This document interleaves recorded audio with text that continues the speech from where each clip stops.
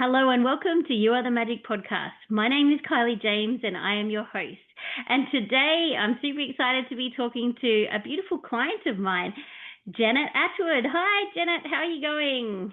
Hi, Kylie. Thanks for having me. I'm really good.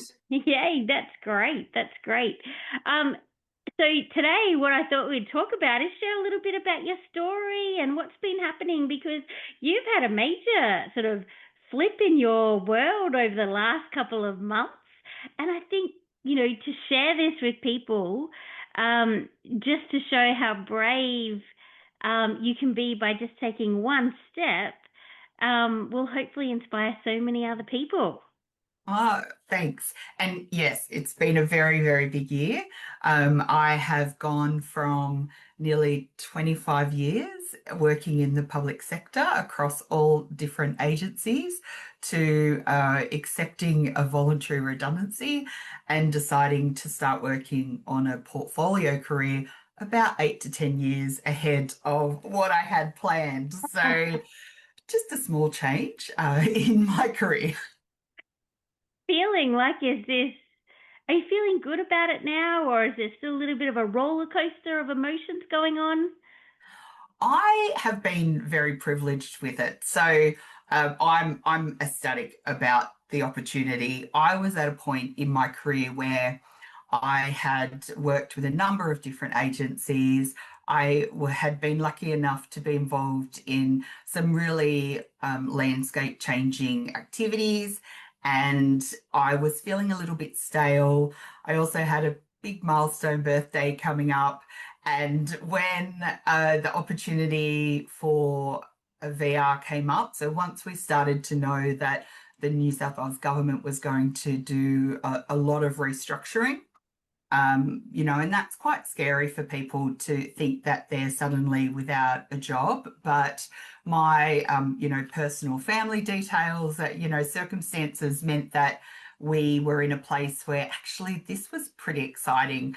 And so I um, was in a fortunate position of actually trying to do what I could to not be matched to something else so that I could take the redundancy. And for me, I think one of the big things was being able to have a rest. But and then in that time, think about what could I do differently. I think one of the things with redundancies, and then this is the first time, so I've been through many redundancies over 2 decades, but this is the first time that my role has been impacted directly. And I know people out there have been involved and been impacted by restructures more than once, and so it is quite a scary place. But for me, it really allowed me some space to start to think about, well, what do I want to do? I could move into another area, or I could actually, you know, take away the safety nets and try and do something else with the knowledge that nothing is permanent. And, after a period of time, I can always go back to the public sector if I choose to, because it is a really wonderful profession and it's full of people that are working so hard for community. So that it has been a very big year. Yeah. And, as you say, like 25 years of building your career, building your knowledge, building your experience. It's something that, you don't want to, um, I guess, forget or leave behind. It's about how do you take all of that and move into the next chapter? And what could that look like? And how can I build upon that? Where are you sort of landing on, I guess, there's an identity piece in here of, well, this is who I've been for 25 years. And now I'm not that anymore. However, this is what I could be. Oh, Where are you landing on all of this? as much as I've said that I'm quite excited, and I am, and I'm really even so I'm 2 months out almost. So basically, I've been a lady of leisure for the last couple of months, which I have to say, initially I thought I wouldn't need much of a break, but after giving myself a month, I realized that I still was exhausted and still quite sort of burnt out. Um, just with that, my brain's still thinking about work and still thinking about my team who was, still there. And so it has actually been quite a period of having to be gentle with myself and recognize that as much as part of me wants to dive straight in and build a new career straight away, I actually need to take that time to reflect. But where I've got a sort of an overarching view, and that is really looking at, as much as consultancy is taking a bit of a rap in the public sector spaces at the moment, really looking at doing advisory work, combined with, I mentioned earlier that I have always wanted to have a bit of a portfolio career. So I have had a couple of board roles, and for the majority of my time in government, I was on the other side working in and with executive teams, secretariating and providing, high, critical advice to big steercos for, 160, $200 million projects, big governance pieces of work. So I wanted to shift over and really move that board work from volunteer work while I have a full-time job to actually that being my main income source, having two or three national sort of board roles, whether they're private or eventually ASX listed, who knows, and then building around that some consulting work so that I can actually share what I've learned. And one of the things that I'm glad I did, and I know we'll talk a bit about career journeys along the way, but about 5 years ago, I was particularly frustrated about a sort of a decision and something that was said to me by somebody who thought that I wasn't ready for a particular leadership role, and I knew that I was and am. Um, and they said, "Oh, look, you need to focus on this sort of lower level leadership." Something that people that haven't worked in the public sector may not know, that when you have an ongoing role, but there's also opportunities to do short-term roles or long-term roles in other positions, in other agencies. They're sometimes called secondments. But so if you did a short-term role or a long-term role in a higher role, which the majority of my career I did do a number of sort of 2-year roles in leading teams, but I had never gone for an ongoing role because I had kids and different sort of family things happening. And so even though I had more leadership experience than a number of other people, they call it acting. You act up into a role. And so you always have to have this little A in front of the job title. And the director at the time said, you need to focus on getting a manager role and learning and how to be a manager before you go on to this director relief list. And I very politely said that I have been doing manager roles for over 10 years. I just didn't want to have an ongoing role. There's a difference. But of course, by then they'd made their decisions. And so I thought, I'm hitting the glass ceiling. What else can I do? I'm frustrated. I'm going to go sideways. And so I started doing board roles in not-for-profit organisations, which are, of course, are voluntary roles. And I went into those thinking, I have so much to learn. I've been in public sector all these years. I haven't been out in business for a long time, even though as a safety inspector, we're in and out of businesses all day, all industries, all sizes, all issues. I actually, do what I realised that I actually did have a good understanding of business through that inspector work. And so moving out into those volunteer board roles, I went in really thinking, oh, I'm a beginner, and very quickly realised that no, everything that I'd done is transferable. And I'm actually already very experienced in that. So whilst I'd love to say that was very planned, it wasn't.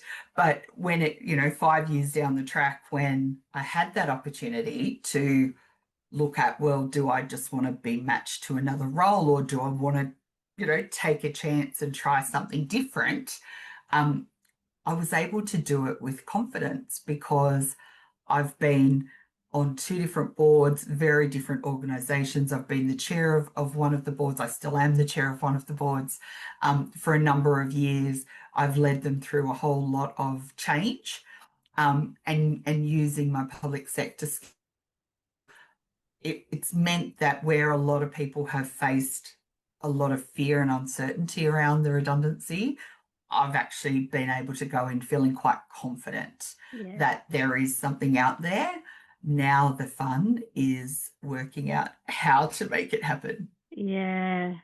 And I'm going to go right back to the very first part of that, where you started then was the need for rest and the need for some Mhm. space to be able to give you that thinking time. Yeah. Because as you say, along the journey, and it hasn't just been the last 2 months, but it's been the last 5 years, well, actually, I've proven to myself that I do have transferable skills, that I can change, that I can adapt, that I can lead, that I can do all of those sorts of things, which has allowed you the confidence. And now it's like you've got lots of different options, and it's about which pathway do you want to take, and there's no right or wrong. But how hard is it to actually just stop and not continuously be on the wheel, if that makes, the Yeah. it's been, because I know for me, when I finished my career, it was when you were sitting doing nothing, something was wrong, something was missing. What's going on here? I'm not doing anything. I'm being lazy, and all these stories kind of creep in. Yet that's actually not true. It actually can be the most powerful time. So how have you found that? I initially really struggled. Like, I got my first job not long after I turned 14. And I have not, other than some maternity leave, sort of 9 months with my first son, and only 3 months with my second, because there was a really amazing project that I wanted to make sure I didn't lose that opportunity to do.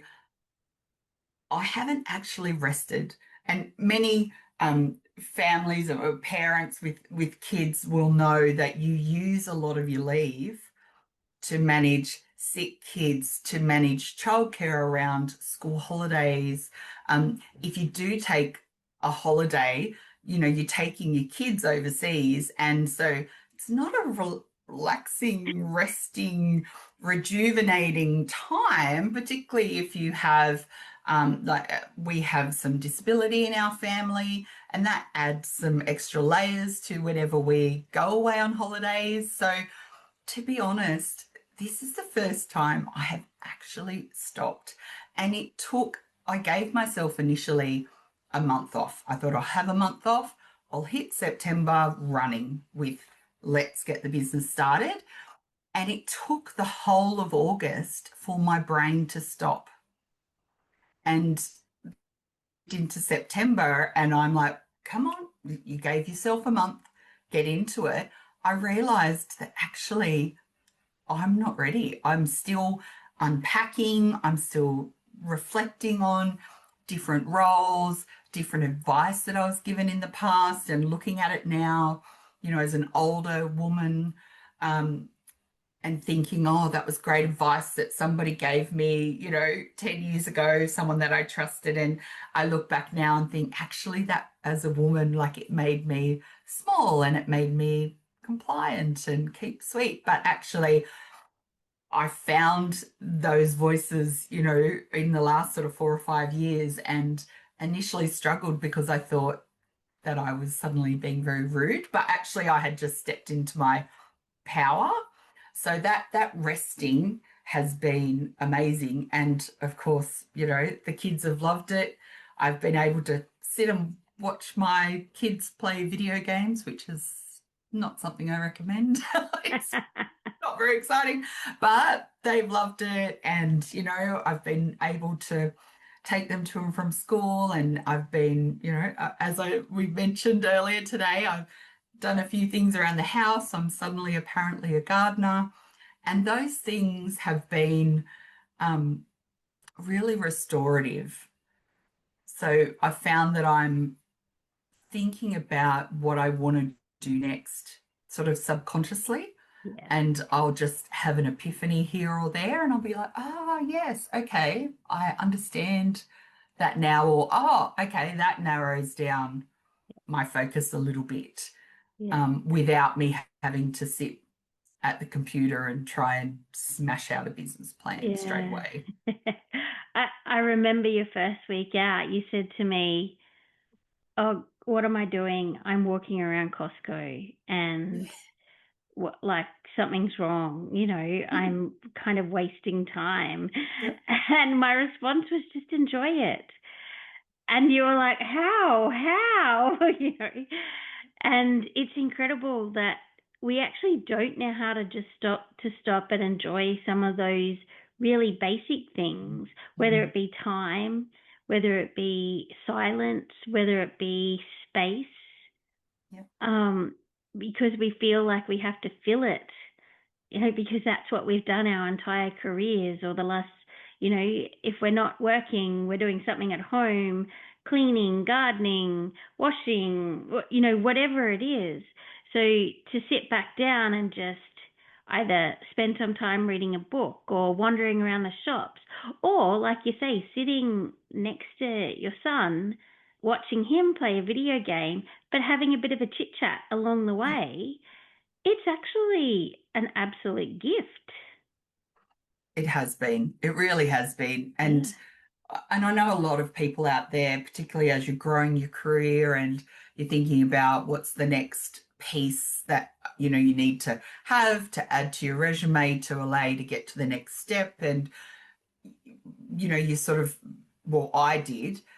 I landed in this sort of hamster wheel of what's the next thing, what's the next thing. There for the lion's share of my career, I was a safety inspector, and promotions were tied to competency assessments. And so, sometimes I would be putting my hand up for a piece of work, even if my plate was full, because I knew that would be good down the track for when I was, doing a competency assessment. But other times, leaders may well have said, well, you should be adding this to your plate, Janet, because it will give you that. And it eventually, over time, set up a headspace, I think, where if I wasn't solving wicked problems or, you know, putting my hand up to help and take on more things, I was a little bit of that, that person you hear about that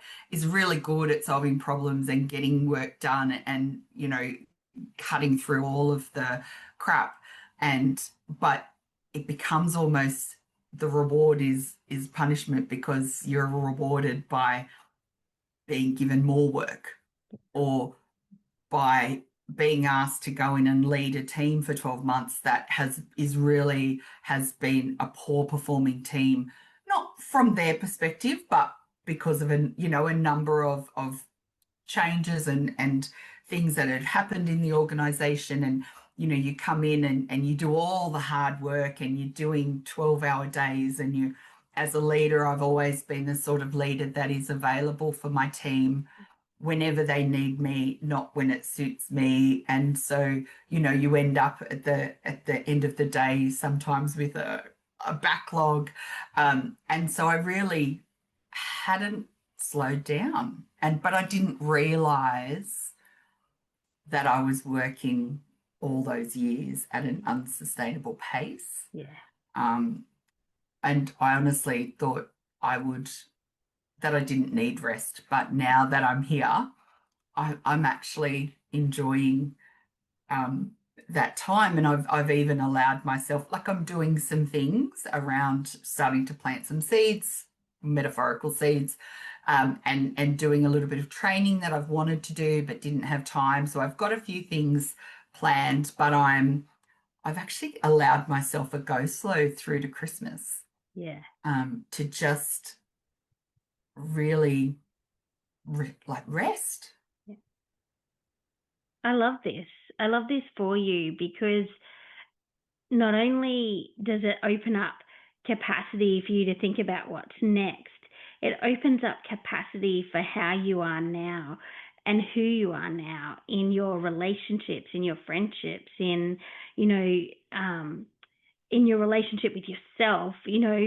It's there's so much richness in this that it's kind of like the world around you will just change, but it's actually you kind of changing and morphing and coming back to who you are as a person, Yeah, and refinding and rediscovering who Janet is. absolutely. It, Yeah, it's it's really been a bonus that I didn't think of, with that opportunity to take the redundancy. And absolutely, it is, I'm blessed to have that ability to have some pay, whilst that allows me to have that go slow. yeah, I mean, one of the good things that came out of it as well is all my long service leave was paid mm, out. So I'm quite sort of happy to go, paid some things off, but now I'm allowing myself to have this bit of, I've got my salary up front.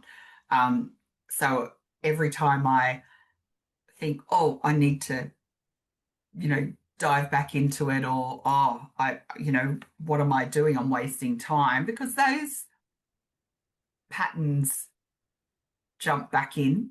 I find from time to time, different thoughts will pop in, and then I have to stop and go, no, remember, you know, this is your year. You're having some space, and you're, rather than rushing to the next thing, I'm actually waiting and letting my brain and my body settle. yeah. And it's like this beautiful synergy or flow maybe that as one thing's ended, the next thing is going to begin, but it's giving it time and space to grow and morph how it needs to rather than trying to force it. Yeah. And you're still tapping into all the things that from 25 years and beyond, beyond that career, because you would have had a career before you joined the public service, and you're also picking up all of the things that you're doing with board work and those sorts of things. So it's kind of like you've put it in a big pot and you're just kind of slowly stirring it to see what kind of magic it can make. Yeah, that's actually a really good way to describe it, Yeah. because absolutely, I've got a board meeting tonight after we finish this. So I Cool. am still working. I'm not completely, I haven't completely shut everything off, um, but there is just space in and around it. And I think one of those things that, or where I've been quite lucky, and I think I said earlier, I'd love to say that my career was very well planned and thought out, but it really wasn't. In my 20s, I jumped around and did a number of different things. If I got bored, I tried something else. And once I moved into government, it was interesting because, particularly in regulation, um, people would join, and they would join an area, and that's where they would stay. So they would become a specialist in that type. So, for example, it might have been, I worked in WHS, so it might have been a construction inspectorate or a manufacturing inspectorate. I originally went in through healthcare and social assistance space, and that was because a lot of my background, as I had jumped around, I'd actually worked in childcare and had studied social science and early childhood development, and had worked in pharmacy and in hospitals, and had gone and studied health science and was a remedial massage therapist. Like when I say I jumped around, I really jumped Yeah. around in my 20s. But when I then joined the regulator, that was one of the things that they loved, because I knew a lot about different industries and could really bring those skills in. So, but once I was in the regulator, that still sort of continued a little bit. Like I'd get a little bit bored, and the way that I managed that was I went and did those short-term relief roles. So, back then I was single, and so I would, over, Christmas leaves or school holidays, I would go and work up in Ballina and manage the work cover office there. I would go down to Wollongong and manage the office there. I'd go out to Dubbo, and I would just, do different for 3 weeks or 2 months or whatever. And that gave me a really good grounding, because you see, not only in Sydney, in the metro, but particularly in the regional areas, the inspectors would have to, like, in one day, go from a cattle farm to a hairdresser to a hospital, and everything in between. And so I loved all that moving around. And then once I'd sort of got married and had kids and couldn't just jet off to Ballina for a couple of months, I'd started to move around within some of the directorates, and started to look at different parts of regulation. So I was still, as an inspector, going out on site, administering the legislation, helping businesses better comply and make their workplaces safer. But I went and worked in the engineering team, and I went and I did some policy reform, and I did some work with the different jurisdictions, because it's state and federal. I did a lot of training. So for many years, I trained new inspectors as part of my job. And that was the model that we had, that those quite experienced inspectors would come in and train the new staff. So I really was able to manage some of that need for something new and different through moving around. And, I discovered about 3 years ago that I have ADHD, and a lot of that suddenly made sense, right? It's like I needed the dopamine fix, but what it did do is it meant that I guess the good thing, it meant that I understood every part of regulation, every part of how agencies work, how legislation is made, engaging with community, on how do we change our community rules and laws, and what are the impacts of those things, and then through to restructuring the agency themselves, building the capability of the staff to manage all those changes, so that when they went out into the community, they knew that the legislation had changed, looking at the systems, and in the background, what are all the things that an agency has to do to actually operationalize a change in law or in policy. And there is a lot that needs to be done. That is really this invisible work that people don't understand how much goes in there. And I had some great teams through that piece.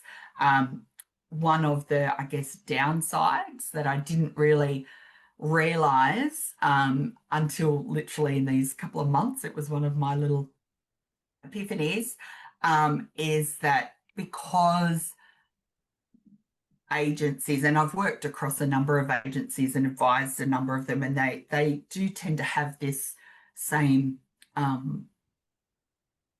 guess, unconscious trait of, because they are very sort of either industry or geographical focused, and it needs to be that way to try and get the right spread throughout the organisation, throughout the community, whether it's consumer protection or WHS or, even police. There's only a small number of inspectors or investigators compared to the size of the state. And so where people would come in and they would stay and they would specialise in that space, that builds a lot of loyalty. So even though I was always very well liked, well respected, I didn't have that person, that sponsor. So, and it was that bit of thinking back around, what made me go sideways and start doing the board work. And I did move out into another part of government in 2021 and did something completely different, but as a regulatory expert. But that was something that I really only it came to mind actually on the weekend, that that was one of the things that contributed to that glass ceiling where, I got to that executive level again in by doing the long-term roles, um, but I didn't secure an ongoing executive role, even though I'd always wanted to get to that place. And without tooting my own horn, I worked in and with executive teams for 20 years. And Yeah. absolutely, I have the skills, as do many other people, but there are only so many roles. And that's something that I have found because I moved around. While I had a lot of people that knew me and knew that I was good at what I did, I wasn't always working 100% with one executive director or one director. And so what I observed, and at the time I was very frustrated and couldn't quite work out what was happening. But what I've since understood is that that was a byproduct because I didn't have that person Yeah. championing me at different times. And Yeah. um, things go how they go. But that was an interesting, you know, epiphany, that And it was that lack of a sponsor. And I guess what you're saying in lots of ways is that the variety has in your career from day one, before you even join the public service, has been, well, it's made you who you are today. It's given Absolutely. you opportunities, it's given you experience, it's given you awareness, knowledge, exposure, all of those sorts of things, and it's helped you climb the ladder in your career. Mm, However, with that, it means movement. And so, although for 25 years you're essentially in one large, very large organization, you weren't, you didn't have that tie into one person who is just that constant, Janet, you can do this, Janet, you can do this, Janet, you can do this. That champion actually had to be you. yeah, yeah, And I was talking to someone earlier about this today, is that quite often we don't have champions that push us forward or are there to say, you can do this, you're on the right track, all of that kind of stuff. Um, so we have to be our own champions. we And do. even if we do have other people, we still need to be our own champions. Yeah, and you see it, and I did see it play out where people had that sort of champion that put them forward for promotions or Mm, particular high profile pieces of work, um, but perhaps they didn't have the substance underneath. Those people struggled, and looking back, we all like a title. I'm not going to lie. There's always a bit of ego in going, oh, I'm a director of blah, blah, blah. Sounds better than I'm a manager of blah, blah, blah. But eventually, and I think that comes with maturity, is for me, I got to a point where I understood better that, okay, this is some of the landscape of the public sector. And I'm sure it's exactly the same in the private sector, um, in big companies. Um, and really, for me, I had to start measuring my own worth and not having other people tell me whether I'm good or not. Because I know I'm not the first woman out there that is, told you're amazing and thanks for doing that great piece of work, but we're going to give you another piece. We're not going to, the reward is going to be another big, hard, difficult piece of work, often that a number of other people have had before you and weren't able to get it over the line. So not only is it a piece of work that it's not like a clean piece of work that you can start and do to the end. It's a very messy piece of work that have already had a number of people sort of had go or there's sort of challenging stuff and you just need to get in and do it. So I think that was a good shift, probably about when I hit my early 40s, where I stopped measuring that worth on the congratulations that I've received. And look, I got lots of congratulations. That's not an issue.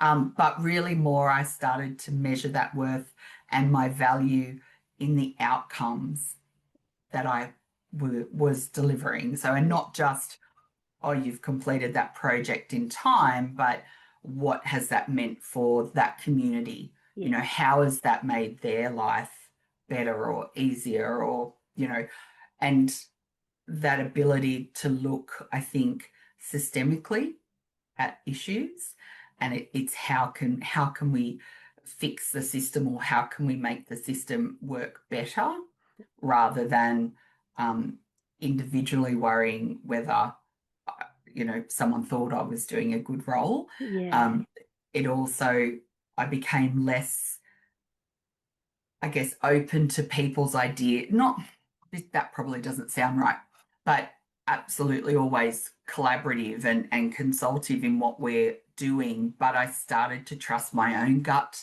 more around what was the right course of action, rather than having, a leader or somebody else come in and say, oh, this is what you have to do. Yeah. I got to a point in my early 40s where I discovered my boundaries and I discovered that voice and was able to start, asking questions, and started to be able to say that magic word of no. Absolutely, absolutely. Yeah. It's a tough word for a lot of us to say because we don't want to disappoint people, or we don't want to disappoint ourselves sometimes as well, which we're not. It's just we think we are by saying no, or by saying not now, or not yet. Yeah. Yeah. So But where you to don't want to from run here? yourself to the ground. Yeah, absolutely. Yeah. So where to from here now? You've had a little bit of space. You've obviously continuing to do that over the next couple of months.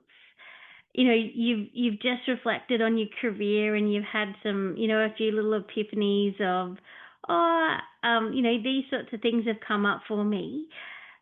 What, where to from here? I mean, obviously, and we mentioned you're building a portfolio career and some advisory services work as well.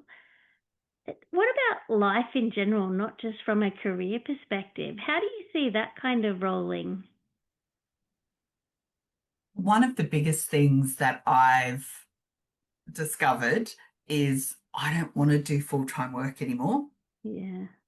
I don't want to sort of be beholden to other people's schedules, Mm. um, in the way that I was. A couple of the big roles that I had in the last couple of years really were, weeks and weeks and weeks of 10, 12, 15-hour days over and over and over.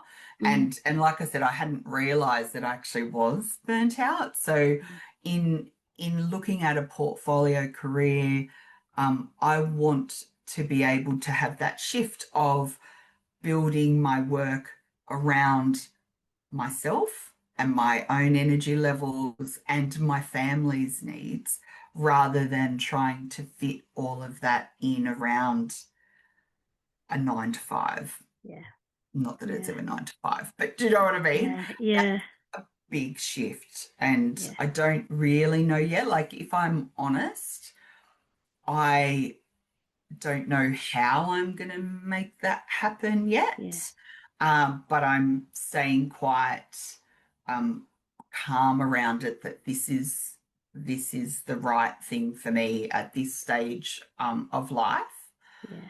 So, I think some more training and learning. Like, I love to learn. It's a bit of that ADHD hyperfocus thing. If I get into something, oh, I'm going to know everything about it in a pretty short period of time. But I have one of the good things about having a bit of space is that I've signed up to do the company director course in November, and that's something that I have wanted to do for a long time, but just haven't had the time or the brain space or the family needs around trying to do that plus full-time work. So I'm loving that sort of piece. The other exciting thing, and I guess you can check back in on me in a few months to see if I went through with it. But one of the big things that I want to do with this piece and this portfolio career is that advising it and taking the knowledge. Like you learn so much in the public sector. I will honestly, as much as public sectors all around the world are going through a bit of a transition and trying to rebalance who they are and how they work with governments.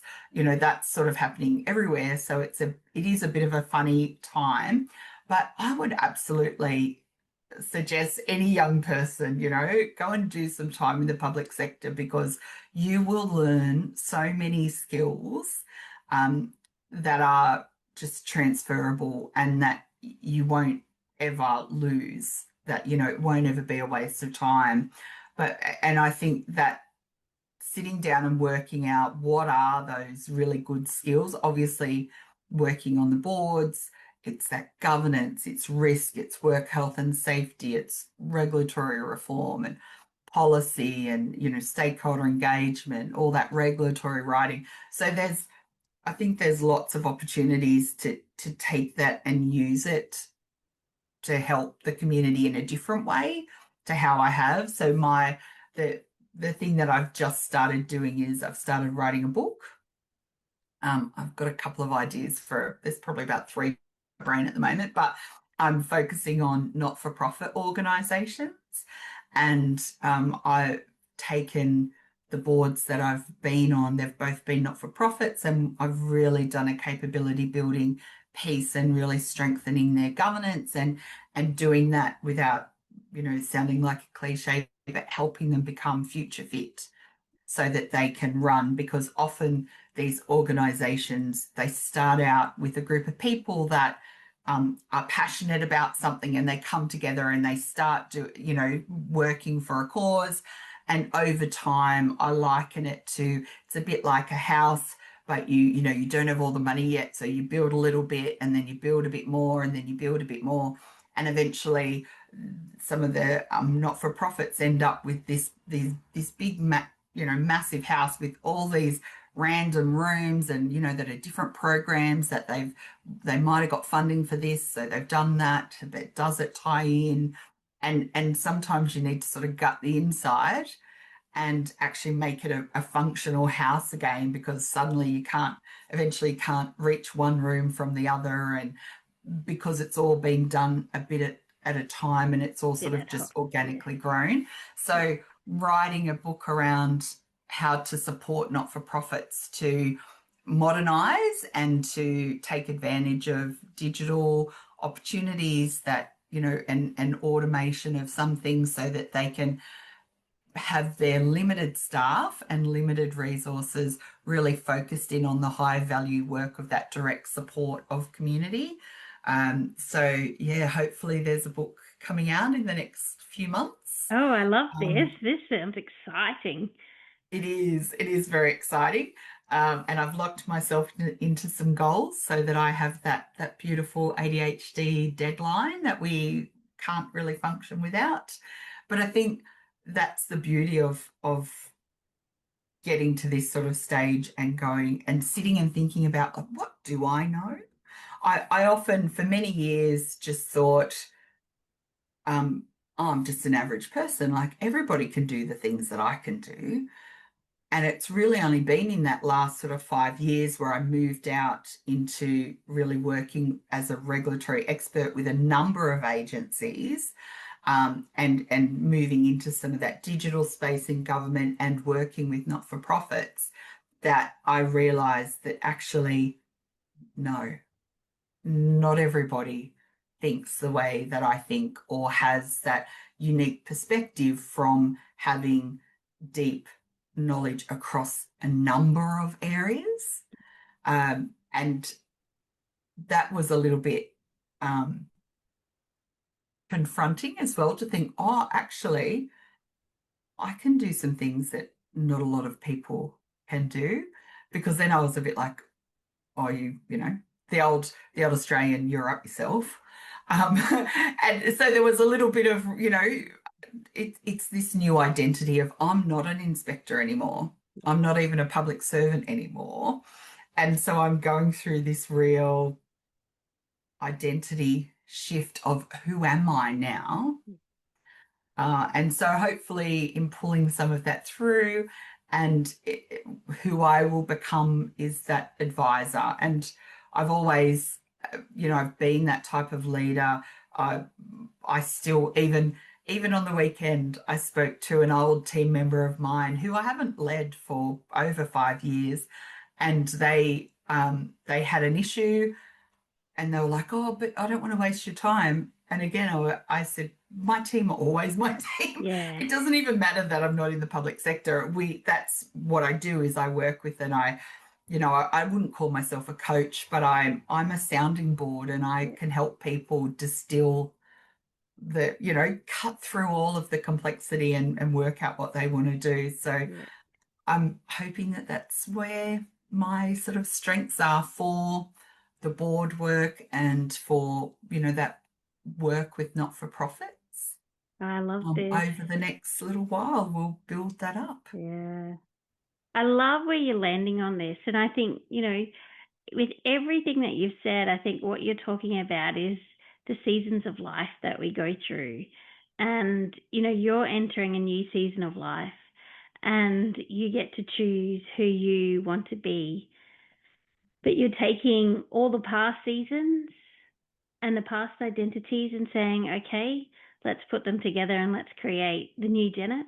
But guess what? That also might morph again, because right now, like you say, a 9 to 5 job might not be the space that you want to be in, but it doesn't mean in another 5, 6, 7, 10 years that you might go back to that. It's I guess for me it's about keeping doors open, and about saying there's so much possibility out there. However, what's the right thing for me now? Yeah. And continuing to build that, and build your trust in yourself so that you can be your own champion. And then if you have other champions along the way, you pick them up too. And everyone moves forward, whether that be, your family, your team, your clients, and it's just about continuously looking towards the future, but also remaining really, really present now.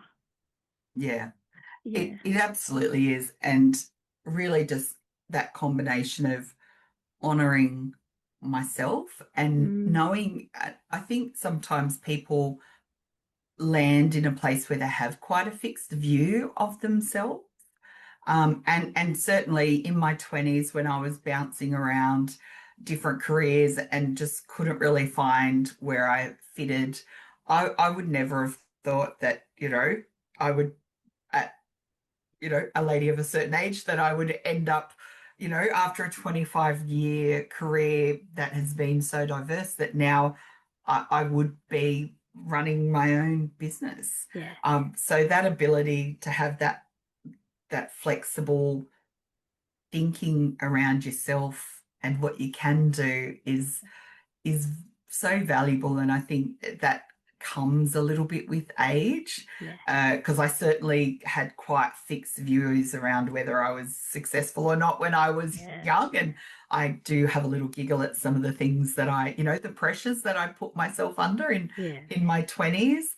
And really, the thing that I like about it is it's about possibilities rather than sort of having harsh Yeah. expectations on Yeah. yourself. And one thing I would say is find that grace, really. Yeah. Yeah. I love that. I love that for you.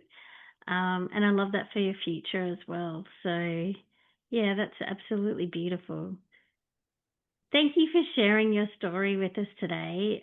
I obviously know quite a bit about it, but it's actually beautiful to hear you talk about it out loud like you are now. And, over the last 2 to 3 months that, we've been connecting, it's just been an absolute pleasure to watch you morph and change and grow and shift. And yeah, it's been absolutely beautiful. And I can't wait to see what not just this year but next year brings for you, because you know the possibilities are endless, absolutely endless. And I know you've got a big champion here, Thank you. just in myself of you're an incredible person, and you can do anything that you want when you put your mind to it. Yeah. Yeah, It's been quite even that, going out and saying, okay, this is going to be a big change. I need to have someone that I can have as a sounding board and that, a bit of a coach. And because, you know, internally in public sector, you're not thinking, I mean, obviously you're managing budgets and you're leading teams, and there's a whole lot of running a business that's needed, but there are parts of running a business that are a little bit foreign to me. So having you there and having someone I've always liked. I've always been that sort of person that I talk things out, and people probably even notice that today, that as I talk, I'm finding out things. I'm landing on my sort of position as I speak. I've always been that sort of external thought process, but it really does help people to have someone to, whether it's a coach or a mentor. I would recommend people do that. And I've certainly been thankful to have you around.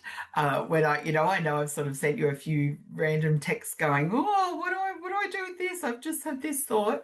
And that is something that, I hope everybody has opportunity at different times where they're at a crossroads in their career or in their family life, that they have a Kylie that they that they can bounce things off. It actually is a really powerful um, thing to have that community there. And particularly, I think, as you start to navigate these things that I mentioned yeah, before, as a woman of a certain age, it's helpful to have those people around you that can help you, go with your body and go with your brain, and rather than fight against yeah, it because you're yeah, worried about what people might think or what community yeah. expects of us to be doing. So I've really appreciated that, and I'm happy for you to hold me accountable down the track. Did I end up doing those things? Did I Books, write that book? yeah, books, and the world's your oyster, really. So it's exciting. And I think for me, I know, even as part of my I guess when I exited the public service, you move and you shift from being part of an organization where you're selling that brand Yeah. all the time. And when you step into your own business, or you're trying to build an individual portfolio career, your brand is you. So you have to get really crystal clear on who you are, before you take those steps. And this is a journey that you're on and have been on. And it's just so beautiful to see. Just every single time we talk, it's like it's just another gold nugget drops in, and another gold nugget. And really, it's just more steps towards you believing in yourself. Yeah. That's And ultimately what it is. absolutely. And identity is so important. And for so many years, I had a really easy identity. Well, the work wasn't easy, but it was an Yeah, the identity brand. that, Yeah, yeah, I'm an yeah, inspector. yeah, You go out in the street, you meet people, they say, what do you do? Oh, I'm an inspector. yeah, I'm in the public service. They know what that is. And you know, we're not always the most popular people, but we're doing our best. Yeah. Um, you know, and so there is that identity. But this has actually been one of the bonuses, I think, of being able to take this sort of sabbatical period, to learn who I am again, and to take that time to be able to articulate it, Yeah. because it's that thing of, we know we're nice and we look after people and we try to be a good person in our community. And, we know that, most people are out there just trying to do their best and try to help those around them. So we know we're a nice person, but how do you actually articulate value and your brand and your worth, business owner? So that's a work in progress. Yeah. That's beautiful. That's beautiful. Well, we have only a couple of minutes left, Janet. Is there anything that you would like to share with our listeners that we haven't touched on? One small tip that maybe might help them take that step that they're just a little bit nervous to take, even. Yeah. Something that I have said many times to team members and staff that I've had, and even to my kids and to my husband, and sometimes even to myself, is that you can feel nervous or anxious about taking an opportunity, but two things can happen at once. So you can be anxious and you can still do it, Yeah. and I promise you, 9 times out of 10, probably more than that, it's not going to be as bad as you think. It's not going to end up being that worst case scenario. So, you can feel the nerves, and the nerves are good, but you can do it anyway. Yeah. And have a go, because even if it doesn't go the way you hoped, and look, there have been roles and things that I thought, yep, I'm going to do them, and they have not ended up being what I thought they were going to be. But you know what? I learned things and I turned them around and I met good people, and I took things away from it. And I think you you can sit in that uncomfortableness, but you can still do it, you know. Absolutely. And hopefully you've got one or two people around you that can metaphorically hold your hand Yeah. as you do it. But yeah, just give it a go. Move around. Don't be afraid to, don't think you have to just whatever you started out doing is you forever. Yeah, I love that. What you started out doing doesn't have to be you forever. That's perfect. Yeah, love it. Well, thank you so much for joining us today. To our listeners, I hope you got so much out of this. And maybe this is one to listen to a few times, because there are lots and lots of nuggets of gold through our conversation today. Uh, One thing I'll leave you with is, remember that you have the magic. It's always inside of you. You've always got it. Sometimes you do just need to remember it. I know I say this at the end of every single podcast, but that is the whole purpose of why I'm here and why I do this and why I talk to all of these beautiful people, because it shows you just examples of, things that other people have done that are possible for you. And hopefully it gives you some inspiration so you can go and chase your dreams. You can go and follow all the little sprinkles of fairy dust that come your way, and actually just aim for happiness across all areas of your life. So thank you for joining us today. Thank you so much, Janet, for coming on. Thanks for having And me. and I will see you all next time. Take care, and we'll chat soon.